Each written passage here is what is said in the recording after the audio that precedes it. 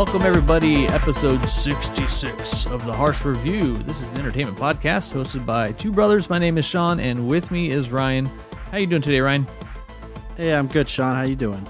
Oh, doing pretty good. Just got a new PC. Went from Mac to PC, which is very strange. Been a Mac user since 2012, but I needed the juice. So hopefully we have no technical errors as I record on a whole new system. It's definitely a new experience, but I'm enjoying it. The tech geek inside of me digs it. Yeah, I think you'll like it. Yeah, I hope so. Send me the pictures. It looks like something off like a alien life craft. It is. Yes, it is. Yeah, looks pretty cool. It's pretty cool. Yeah. Had it custom built. They got it to me in like 3 days. Who's they? You want to give a plug? NZXT is the brand I ordered it through. Okay. I looked at a lot of different ones, and the prices can definitely get out of control if you're not careful. But I, invested enough to where I felt it was worth it. Yeah. So yeah, here we go. Yeah. I got a new toy myself. Uh-oh, what'd you get? Got a new turntable.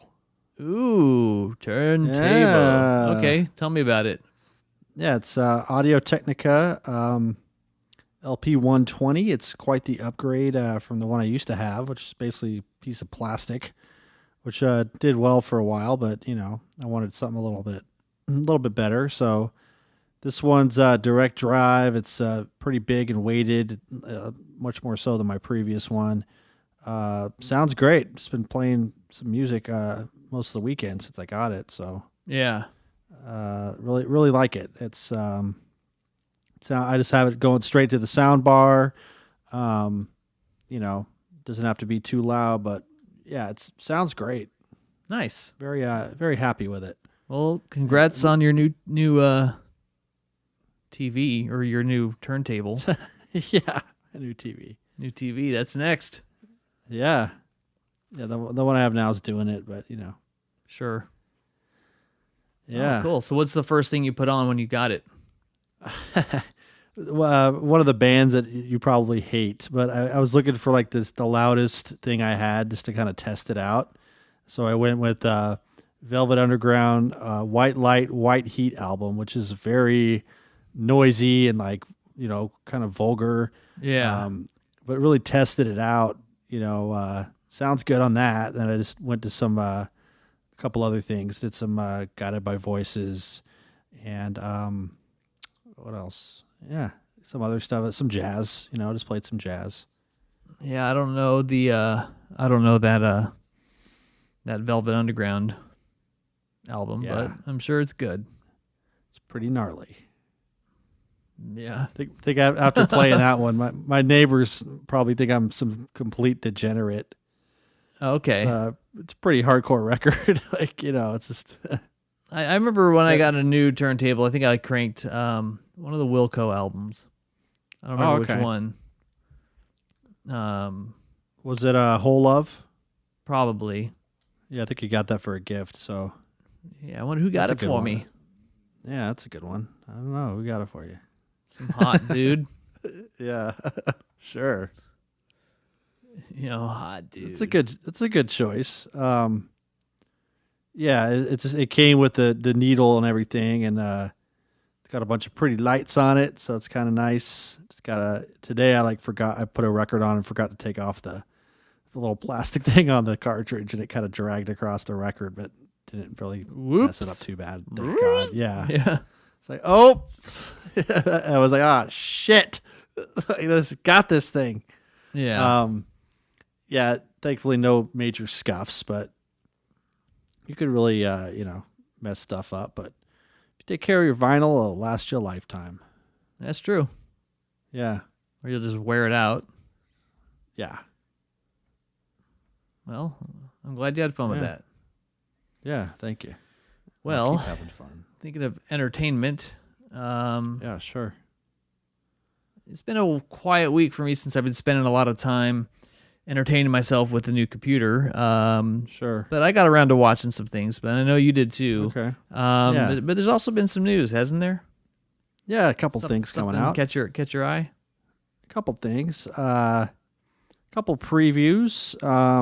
So I'll start with the first one. We had a Cobra Kai preview. I remember I was talking not too long ago about how much I liked that show from last year. Kind of a sleeper hit, nice surprise. So Cobra Kai 2, season trailer 2 is out. You could watch it now. It's about 1.5 minutes. Episodes drop, I believe, on your birthday, Sean. Oh, look at that. Really? Yeah. Uh-huh. I get a little freaking birthday present from Daniel LaRusso. So we have, Daniel. We have Johnny, of course. And then we have everyone's favorite, Kreese.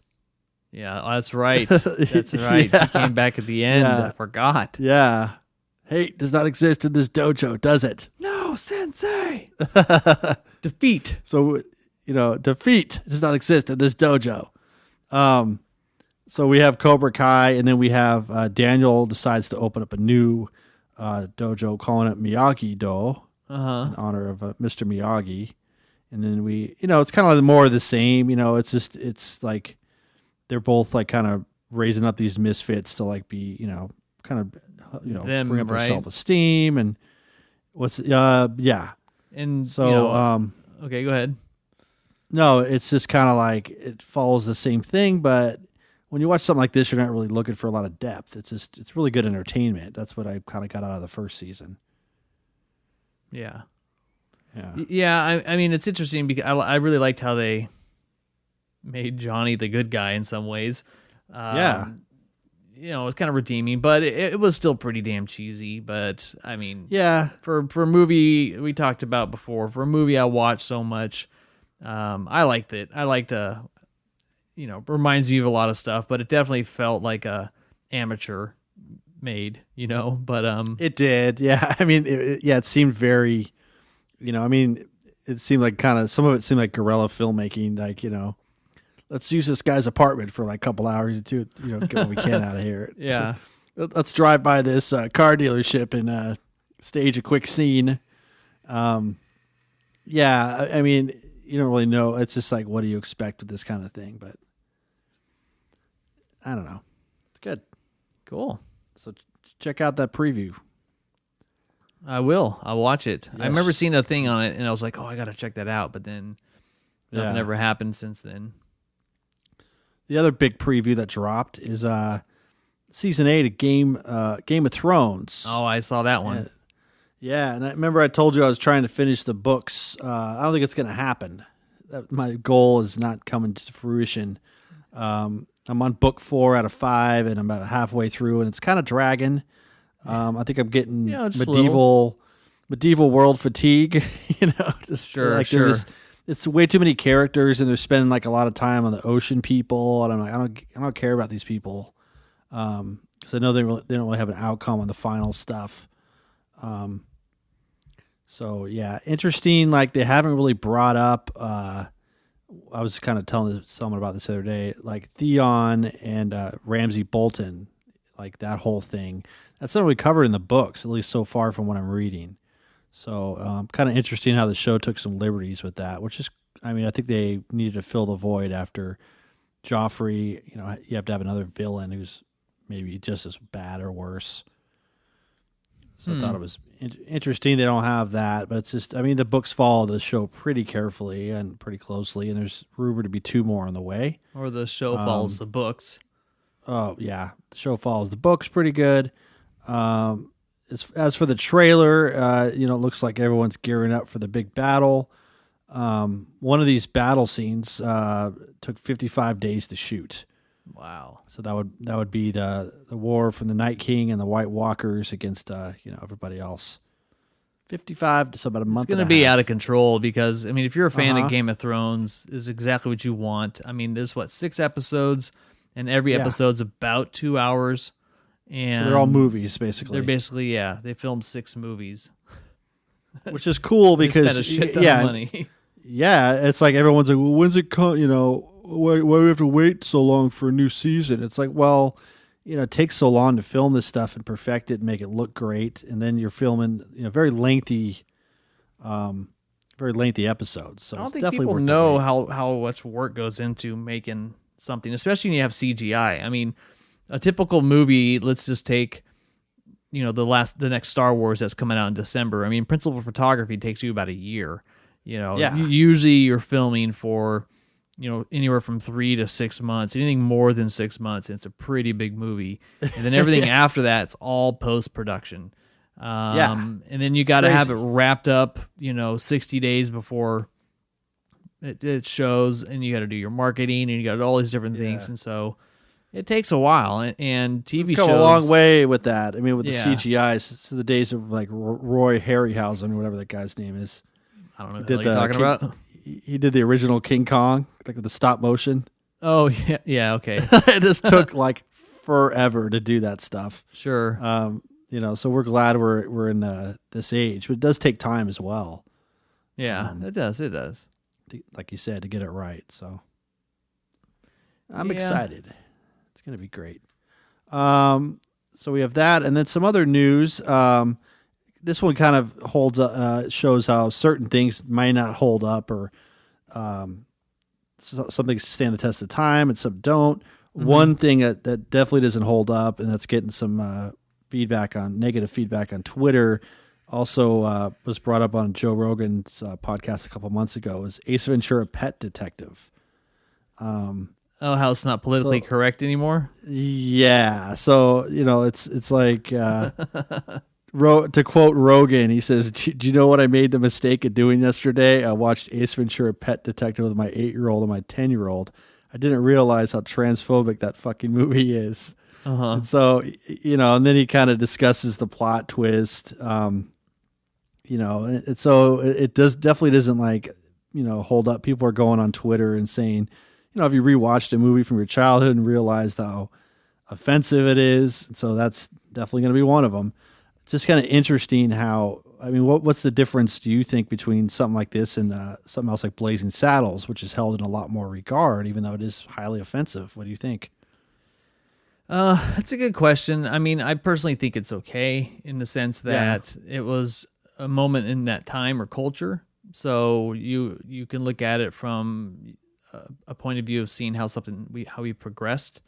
But in the other sense, it really just depends. I also completely understand where it can be very offensive to people regardless of when it was made. And I would say that it totally makes sense to not watch something and give it an excuse just because it was like, oh, it's because of the times. I mean, but still, it's not legit. It's not fair. So I can see it. I can see both sides of that argument, so to speak.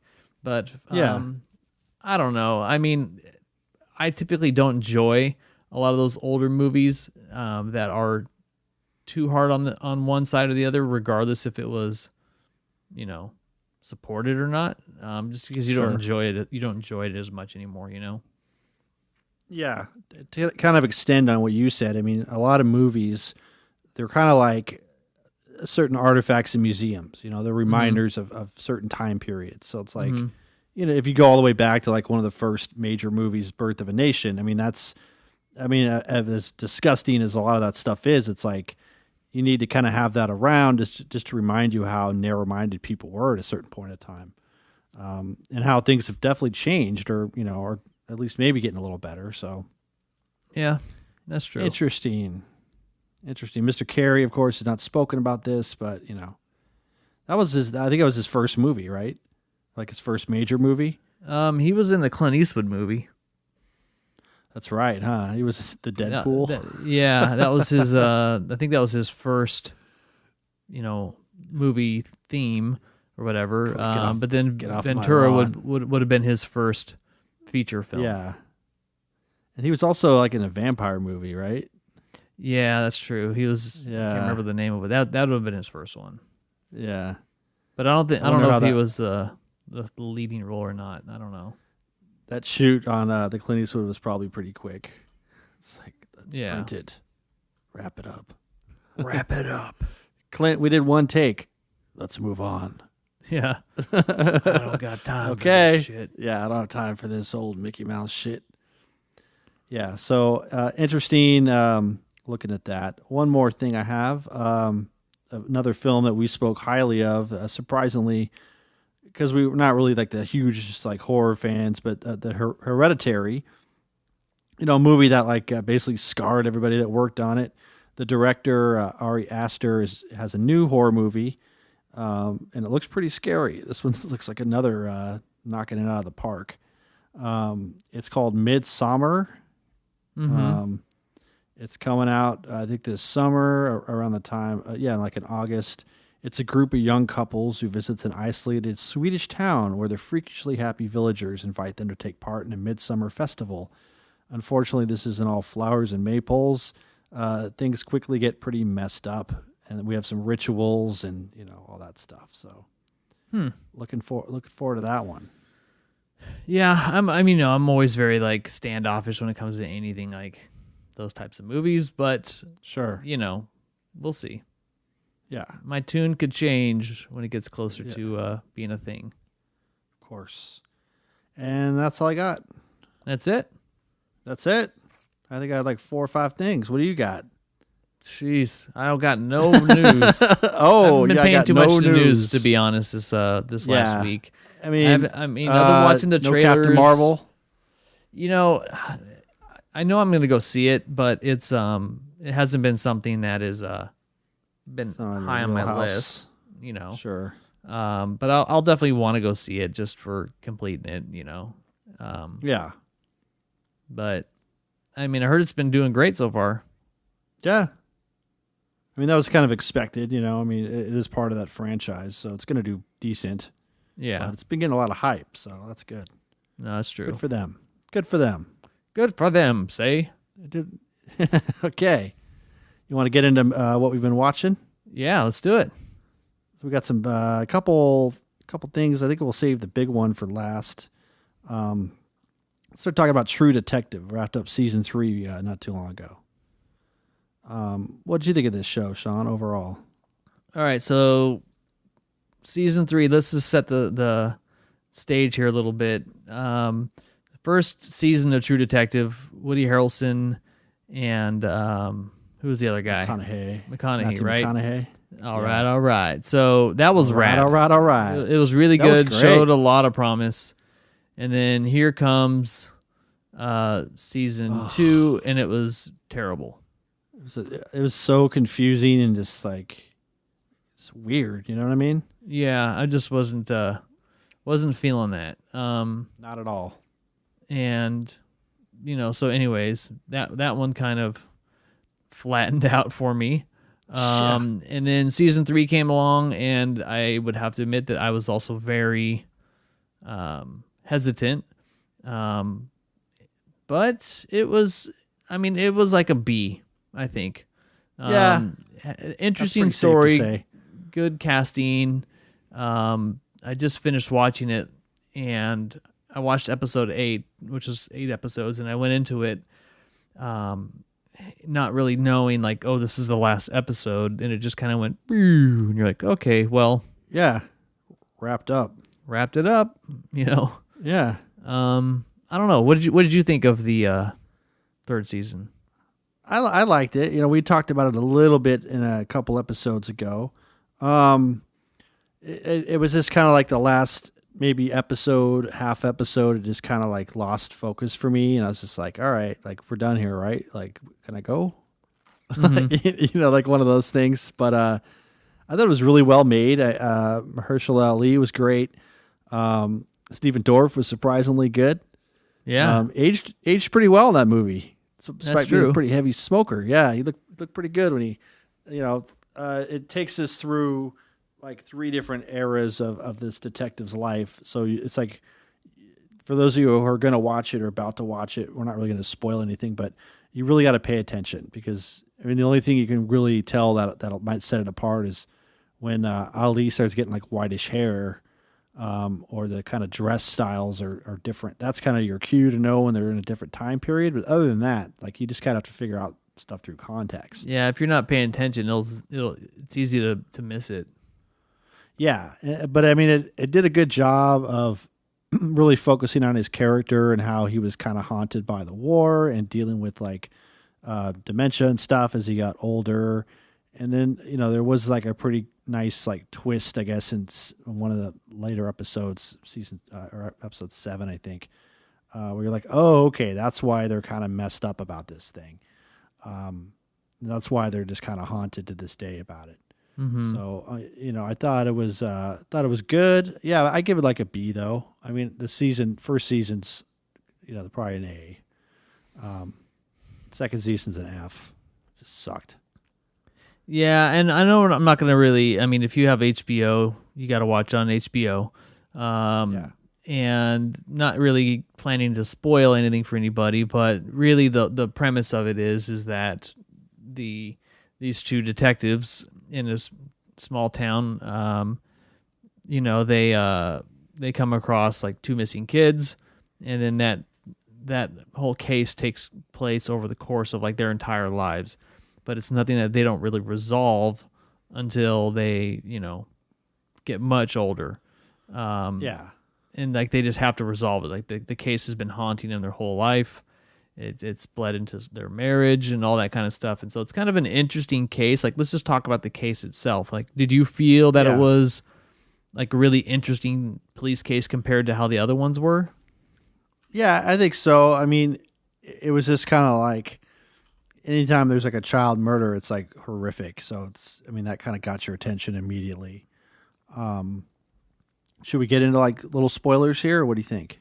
Yeah, let's go for it. I mean, it's been resolved for like 2 weeks now. So yeah. So it's kind of like you have, they find the boy dead, and then they don't find the girl, and then 10 years later, it's like, oh well, we saw someone on a like a pharmacy store camera, and kind of matching a description, we found the fingerprints on something that was being stolen, and that turned out to be of the girl who was supposedly missing or dead. So that kind of triggers the whole thing. So that threw like a really interesting twist into it, because it's like he kind of thinks he's done with this case, and then this thing happens. Mm-hmm. What I liked about it too was it showed how a crime such as this can really affect like the whole community. The wife at one point made an allusion to a book called In Cold Blood that was written by Truman Capote. They made like 2 movies about it. And so that kind of reminded me a little bit of that. A lot of similarities. In Cold Blood took place in a rural Kansas town.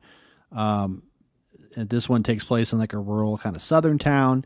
So, I mean, it doesn't have such a big scope as the book, but it does show how it affects, the family, the victims, other people involved with the case, even like marginally. So I thought that was kind of cool how it shows that, horrific crimes can just kind of uproot a lot of things. Sure. So I think it was good. I mean, I think the writing was pretty good. Acting was great.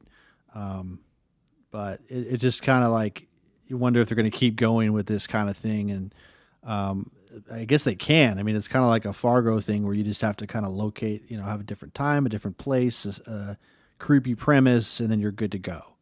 You just have to get the right cast. I think season 2 suffered because the cast was kind of not that good, and I think maybe the writing was not that great either. So you got to have all the components and elements in place to make a good crime show, especially when there's so much true crime coming out, and even on HBO and other, especially Netflix.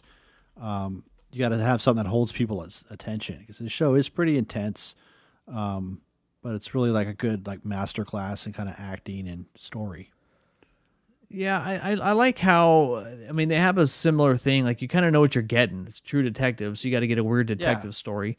I would just say that, my problem with season 3 was that the payoffs were too late and not impactful enough.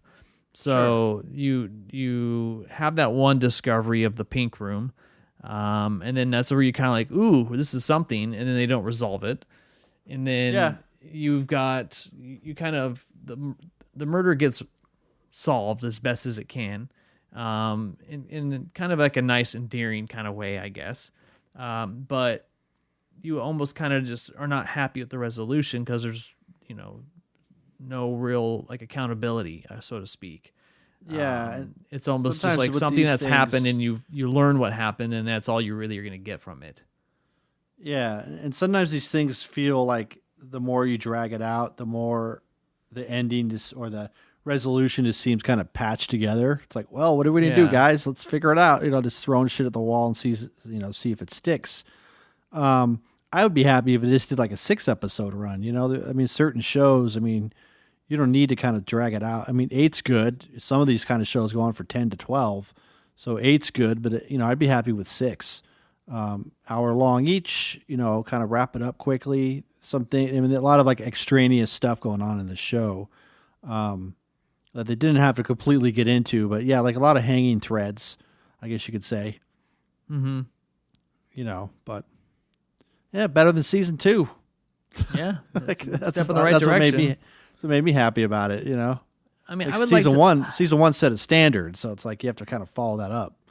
Yeah, because like the thing about season 1 and season 2 is there was like this, like a dark undertone, of like creep factor to them. And this one, Almost like a witchcraft. yeah, this one kind of hinted at that and let you believe that that's where it was going, but it never really did. And it kind of flirted with it, but it was kind of like they wanted to not pigeonhole themselves. So it was a little disappointing to kind of find out that all the little things that came along in the plot that led you to believe it could be witchcraft were really just, they really didn't mean anything, to be honest. Sure. And that was like a little bit of a disappointment, just to kind of see it not really pan out into anything. But it was really well made. Like after a while, I just kind of got tired of the 3 timelines. Like I think that I get it. That's the story they want to tell. But in general, when you're doing, I wouldn't say time travel, but when you're playing with different periods of time, one, the makeup's got to be good, and it was pretty good, so that worked. Yeah. But 2 is it just requires you to pay a lot more attention and try to put things together yourself. But there really wasn't much of a connection between the 2. So it wasn't like, when it was present day or the middle day, because like the first one takes place like, let's say, 1980, and then the second one's like early 90s, and then the third one's like present day. So when it was like in the 90s, there wasn't things that they were discovering that I saw were tells from the first one that really mattered or meant anything. Right. Good example is like the guy who was playing with the bike that he found, like the stone teenager. Mm-hmm. Didn't know anything, had no impact on anything, but got a lot of attention just to kind of like throw you off. There's a lot of like things like that they kind of had. There's like, oh, there's the hole in the bedroom. We're gonna, that the uncle that was staying over, drilled a hole in the closet so he could watch the little girl change, and that was like a huge thing they were dangling over there. Ended up being like, oh no, the kids are passing notes to each other.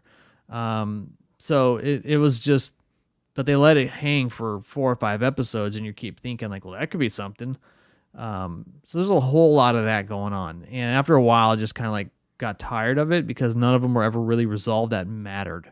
They were all just like either bad police work or led to nothing. So I would say that was just my main disappointment is I would have liked to have seen, and maybe I missed it, but I would like to have seen something, not caught on, and then in hindsight went, oh shit, that was there wasn't anything like that. Yeah. Where I kind of felt like at least the first season, and sometimes in the second, I had more of those moments. Sure. Yeah, Maybe a lot it's more just like me. meditative in this one. I Yeah. guess you could say. Yeah, but recommended. Yeah, Right? it's good. Or no? It's good to watch if you like. Yeah. If you like detective shows that are slow burning, it's good. So definitely watch it. But it doesn't Pretty have slow burn. It doesn't have the same type of cliffhangers at all. It's really slow burn. Like essentially, you're not really watching. You're not watching it for the case. You're watching it so you can see how detectives in this situation are handling such a weird case. But the also, cases, go ahead. Also, kind of the relationships they have with people. Yeah. I think there's that's an really interesting gets into that. dynamic between the two of them. But yeah, I felt like the case was kind of like was not the hero, whereas in the other ones, like that was the whole driving factor. It was more just a means to tell a story of these people. Right. It's a vessel. Yeah, it's a vessel. It's a vessel. A vessel for storytelling. Yes. Vessel Harsch. Unfortunately, in this show, in this series, there was no smooth criminal. Which leads me into our next series. Terrible. How long have you been sitting at that? You're like, I just came up with that one. Yeah. I know you're deft. You're deft with the segues. Yeah. Although season 3 of True Detective was not bad, it could have been smooth for criminals who want to see something resolved. These criminals get up every day and just beat something. Yes. The way you make me feel, Sean. No, you could probably be like, season 3 of True Detective was not bad, and it wasn't a thriller, so you can just beat it, because we better be starting something. And that brings us to the next documentary, episode 66. What is it, Ryan? It's called, is it Leaving or Escaping? Escaping Neverland. might help to learn. Get the fuck out of Neverland. Run away. It's called Leaving Neverland. Leaving Neverland. It's not about Peter Pan. It's 4 hours of the most horrific shit. All right. So what is it? Where is it? Leaving Neverland is about Michael Jackson. And it's 2 victims of Michael Jackson. So that were children at the time, and they're now grown, and they're telling their story of sexual abuse and misconduct. They're both have like significant others now, so they're both in the series. But it's an HBO documentary, and it's 4 hours, like I said, and it's pretty bad. I mean, not bad as in like horribly made, but it's just the subject matter is just really crazy, man. I felt really bad for these guys. First of all, Wade Robeson and James Safechuck. It just really shows how like this abuse was inflicted over time, and then as expected, it's like people have been wondering if this stuff is real for a long time. And it's almost like a denial thing. And then as expected, the show comes out and then everyone's like, we're pulling Michael Jackson from our playlists, and we're not, the Lakers had a Michael Jackson song. We're not playing that anymore. Everybody's kind of freaking out about it. I found one that kind of not shocking, but just kind of crazy reaction to this was from Paris Jackson, one of his daughters. Yeah. And I'll kind of quote her here. This is just kind of ridiculous. She said, she's 20 years old, and she said, "Y'all take my life more seriously than I do. Calm your titties." And then she comes back with a lowercase I to start this. "I didn't mean to offend by expressing that titties should be calm, lowercase I. No injustices are frustrating, and it's easy to get worked up, but with a lowercase b. Reacting with a calm mind usually is more logical than acting out of rage, and also it feels better to mellow out. So smoke some weed and think about the bigger picture. Chillax, my dudes." So it's like, okay, well, it's like the thing about this series is that Wade and Safechuck, they really have like nothing to hide. I mean, they're not, and it doesn't seem like at any point that they're trying to get money. They're trying to get like publicity, and that's why I found this series to be very honest. Mm-hmm. And they look haunted. I mean, they look pretty, especially James. I mean, they look pretty haunted by this. It just kind of really like struck me as interesting, how like just kind of, I don't know, like how casual I guess they described a lot of this stuff. Yeah. Especially Wade, like who had Michael in his life pretty much up until the point where Michael died. I mean, the guy took his wife to meet him in his house in Vegas, and then he was still on the gas at that point. And it's like the whole like kind of reality of what was going on never really hit him until later. So it was like really, it really showed you how like the sexual abuse was also like a heavy psychological abuse and like a lot of manipulation to get these kids alone, and how to like kind of rip their families apart just so we can have these kids. And so it really makes Michael look like a psychopath monster, which is pretty much what he is. My impression. Yeah. Kind of crazy. Very sad though. Yeah. Oh, well, I think he did a great job setting the whole thing up. I mean, so for me, I only watched the first 2 hours. Okay. And I was like, I'm going to come back and I'm going to watch the other one after I had enough time to decompress, because I wasn't actually prepared for how specific these guys would be. Oh man. But we don't need to go into details here because, but just watch it if you're curious. But they go into details about all the sexual stuff they did with Michael, his preferences, how they did things, where they did things, all that kind of stuff. I mean, like there was a family in Simi Valley, they had like a 12-year-old boy, and Michael is sneaking out and coming over and hanging out with him and his parents, and winning them over. And at night, so people couldn't find him, and he's having slumber parties, and he's hanging out like this is everyday Joe in Simi Valley. You know what I mean? It's super weird. It's super creepy, especially when you see all like their photos of him, like just in their front room in their house. It's really it's like a lot of the parents they interview. To me, it's like you should be holding them accountable for this stuff. I didn't really see a lot of remorse on the part of them. I don't know. I mean, I just didn't really see like a lot of remorse, because it's like, yeah, you guys are the reason why, but I guess too, it's like they were manipulated and snowed over by this guy. So it's kind of like maybe they were just stupid. I don't know. But, I mean, like if you had kids, it's like you're going to let them hang out with some grown man who looks like a, whatever. I wouldn't. Yeah, I wouldn't either. But at the same time, like I'm not defending the parents at all.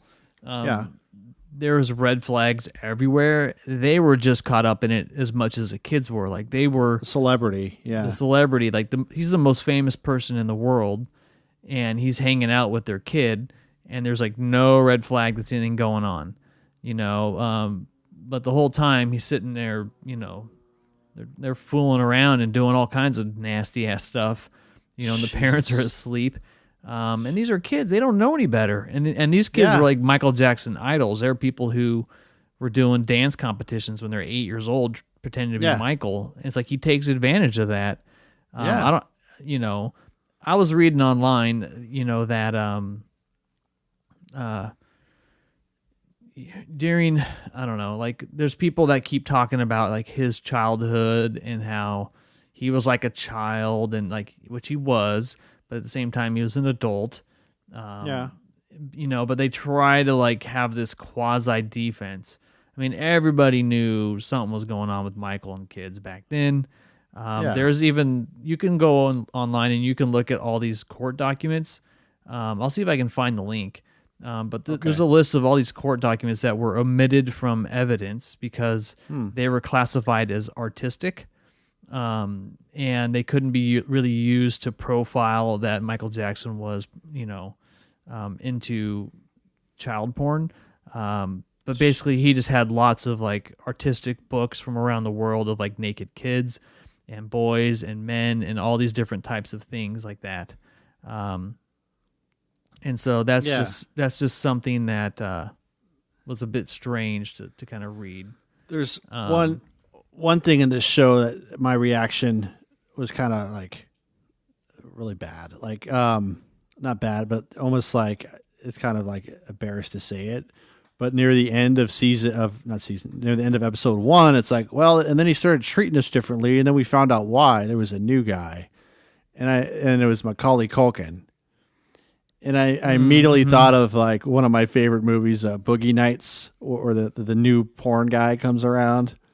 Yeah, he's they all get like, right. And that's kind of how I don't like. That's how I kind of felt. Like, they get all defensive and shit. It's like, well, who's this guy? What's he got? It was definitely weird. It was weird. It's just I mean, it's like you make him feel special, and then like he said, they had all these other people coming around, and they were all like tight-lipped because he had basically instructed everybody, like, don't say anything to each other, don't talk about what goes on. You know, like he told the families the same thing, like you're going to meet other people that are my friends, and it's just very like unusual. And you can't defend it. I mean, okay, the guy was abused. I mean, he had to be sexually abused, right, to kind of maybe do this stuff. Perhaps, yeah. Psychologist Perhaps. or yeah. I mean, but it's kind of like, to the extent that he did it, and the fact that he used his celebrity and his fame and his money to further this thing, it was really just sick. And that's kind of the thing to me. It's like, speaking of records, it's like the first record I ever owned was Thriller. If I had that record today, I'd burn the shit out of it. You know, I mean, just based on after watching this episode or this documentary, it just doesn't make them look good at all, and for obvious reasons. I feel bad for these guys and their families and all that, but it's admirable for them to come out and say this. And again, it's like they're not seeking publicity. It's just they're kind of telling their story, and that's what it is. The footage they had was pretty crazy because they did show Neverland and a little bit, right? Like, Yeah, they did. you never really saw it. Like when they remember, like in the 80s and 90s or whatever, like you never saw it. Like you heard about it, but Other you than never like saw a it. Barbara Walters or Oprah interview or Yeah. something, they never Sure. really showed it. But now it's for Like, you sale just- for $31 million. Hey, yeah, House of Horrors. Basically a house on haunted hill. Well, you know, modern day times. Yeah, you just heard like, yeah, there's like a elephant and a elephant man and a monkey running around and shit. And, you know, it's like you never really knew what it was. And it was basically just this big thing to reel in kids and then sexually molest them. Mm-hmm. You know? Mm-hmm. Ugh. Yeah, it was, I mean, so I don't know. Like everybody can have their mind made up. It's like, you know, what does this do for his legacy? So you mentioned earlier, you know, Ace Ventura. What are your thoughts on listening and enjoying Michael Jackson music after seeing something like this? I mean, I can't be like hypocritical because a lot of people I listen to, like they were up to some bad shit too. You know, Led Zeppelin, Jimmy Page, he married a girl and she was like 15. Yeah.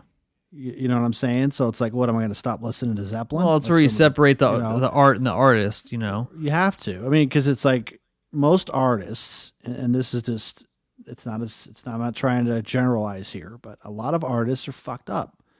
You know, like either, you know, and it's just kind of what they do, and that's kind of how they live. So, yeah, I think you do it to separate the art from the artist, but looking back on it, it's like I don't really care for any of his music anyway. Mm-hmm. You know, it doesn't matter like if there's any merit to it or whatever. It's just not my cup of tea now. But for those, you know, for people to say like, he molested all these kids, I'm going to burn all his records. You know, that would be my reaction. But you know, I'm sure a lot of people had something different going on. It's just with this thing, it was like people know, you know, there was like stuff in the wind about this for a long time, for like 20 years, right? Oh yeah, for a long time. I mean, he traveled around he's holding his kids' hands, going to the zoo, doing all kinds of stuff. He like It wasn't married one of these kids, like in secret. Oh god. You know? Yeah. I mean, yeah. I mean, it's like the thing about, and a couple other things, like the more high profile people, like Corey Feldman, Macaulay Culkin, like they've denied any of that stuff. It's possible he didn't go that far with those two. Because they were more high profile at the time, or they're just, you know, they just don't want to talk about it. Like it's just traumatic for them as well. Because again, it's almost an act of heroism to kind of come forward and talk about this stuff to me. Sure. To come to terms with how it affected your life and the life of others, and to, you know, kind of dig through the layers of memory, you know, because a lot of this stuff does get repressed. So why now, do you think? I don't know. I mean, well, is there anything specific we don't know about in regards to why they could come out and talk about it now? Maybe like stuff has been sealed, or because of his death. I'm not sure. Like, I mean, it should have been talked about, you know, a lot earlier. But like I said, it was especially with like with Wade. So I was doing my Fargo there. Oh, I missed that. Hey, Wade, I got a real sweet deal for you. Just trying to lighten the tension. I'm getting a little upset talking over here.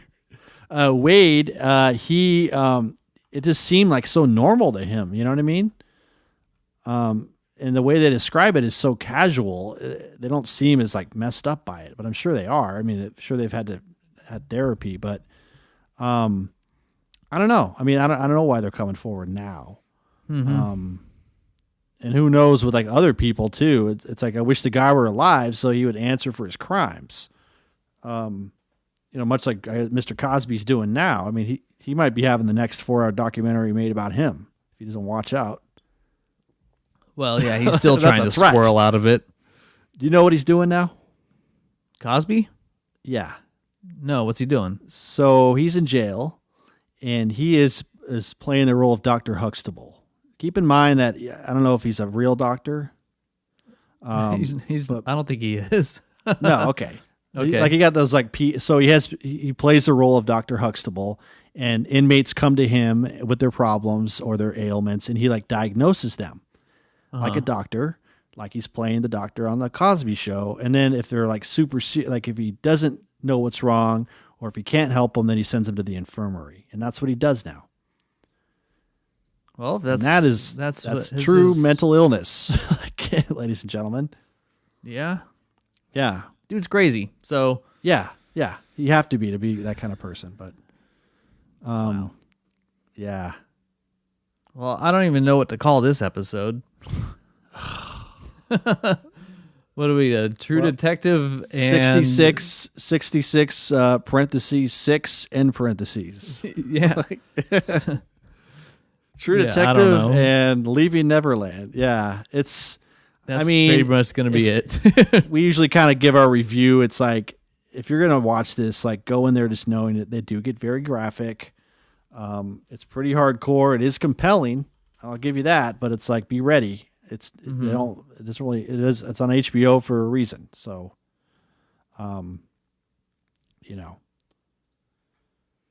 yeah.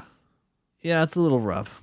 But, I mean, at the same time, it's interesting to learn. And in hindsight, it's like, I wish there was something more done. It's hard to believe that, like, after all this time, how he just never was held accountable for it. Yeah. At least financially probably was. Because there's all kinds of disclosed shit going on that, or they worked out in their own hush money. Hush money. Hush money. Take this envelope of money. See, and now you're gonna be quiet. You're not gonna say anything to the judge. Is that how they hush talk? Money. Yeah, pretty much. Now you're gonna take this envelope, and you're gonna get another one next week. See? Okay. See? Okay. See? You're gonna keep quiet. What? It does what it's told. That's extortion 101.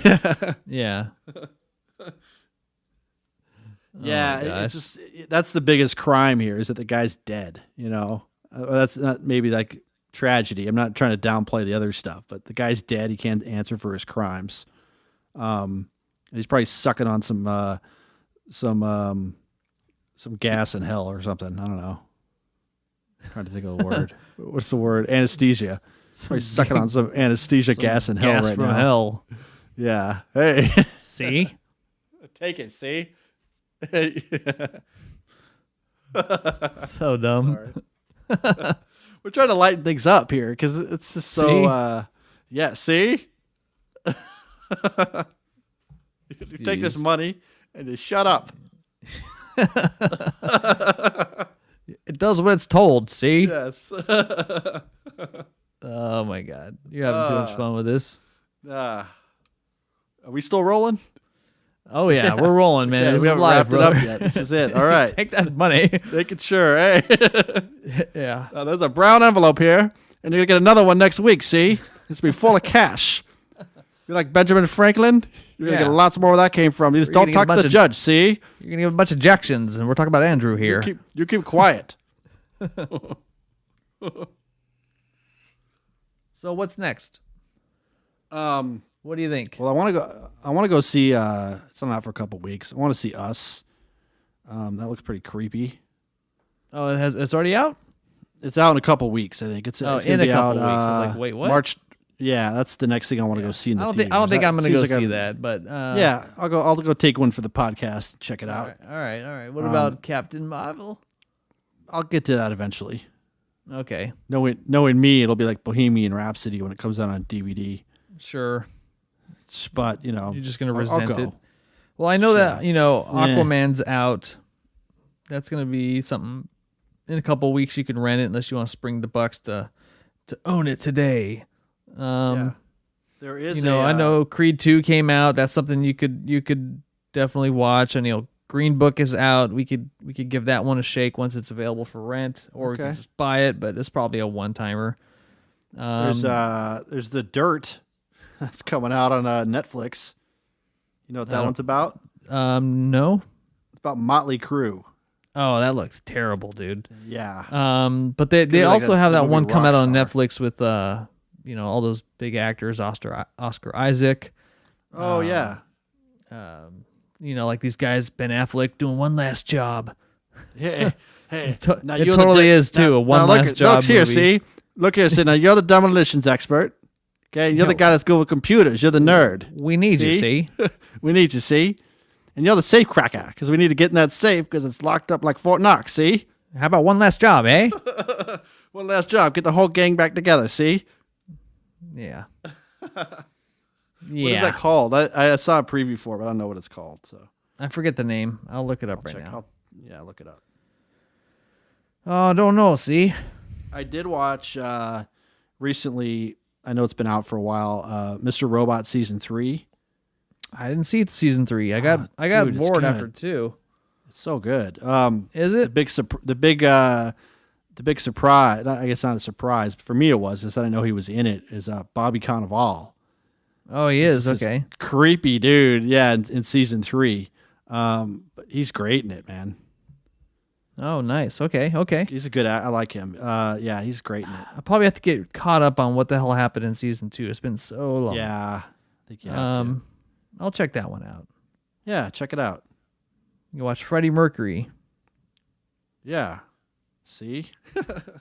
Oh, Jesus. Turn it I off. think it's time we wrap this one up, ladies and gentlemen. see? 66 was a doozy. See? It was an emotional roller coaster. God, it was pretty dark, and that was not intentional because it's the 66th episode. I just know when we get to episode 666, we're going to have our hands full. See? Yeah, see? See? This envelope full of money. You need to keep quiet. Okay. It's like some 50s gumshoe. Yeah. Gumshoe. All right. With the fedora and the trench coat. Yeah. Look like I am the host of Unsolved Mysteries. Yeah. Hey, have you seen Prune Face? Oh, jeez. Was it Dick Tracy now? Yeah, right. That's what I think of when I think of Gumshoe. Yeah. I know. I just think of all those outfit, though. all those like villains of Dick Tracy. How it's like, what threat are these guys, dude? Yeah, they're Like, all like special physically needs. deformed. Yeah, right. Like Prune Face, Mumbles. Yeah. Take 20 minutes to rob. Take 20 minutes to rob a bank. Yeah. I like the cartoon because it's politically incorrect. Yeah. Dick Tracy has a sidekick who's an Asian fella, and his name is Joe Jitsu. Well, if I remember correctly, watching the cartoon of Dick Tracy, he didn't do shit. Like he'd get the didn't phone do call nothing, and dude. he'd show up and it was all wrapped up. Yeah. It was And kind of I like loved Inspector it. Gadget, where the girl and the Yeah. dog are doing everything, and this idiot shows Right. up with his little gadgets and Yeah, this gets yellow away hat. with it. I loved Yeah. it though. Whenever he talked on the watch, it would like there would be a little caption. It said two-way watch radio. You didn't know what it was. Like every time, like and it's even in the comics too. It's like every time he talked on that thing, it's like a little arrow pointed at it. Two-way Just to watch make it radio. clear. Yeah. Just so you know, he's not talking to himself like a mental patient. Oh my God. Yeah, highly entertaining. He just sat behind his desk. All right, I'm on my way. Yep, that's pretty much what it is. Yeah. There's always a side profile. Never got a straight shot. Right. He's probably horribly burned on the other side of his face. All right. Well, I don't know how we got here, but let's wrap it up. Thank you, everybody, for stopping by. And hopefully this wasn't your first episode, because this one was not the best. It would be your last. If it was, it would be your last. Yeah. One of the best movies to pick for the week. How dare you knock the Dick Tracy cartoon? Yeah, we're not going to call it Dick Tracy cartoon. We're definitely going to get no listens. And we'll be back next week with some lighter content, something a little bit more entertaining.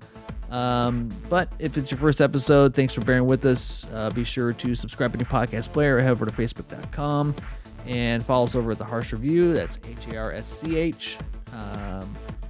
And yeah, I think that's it. So we're going to call this one in the books. My name is Sean. And I'm Ryan. You guys do your best and have a good week.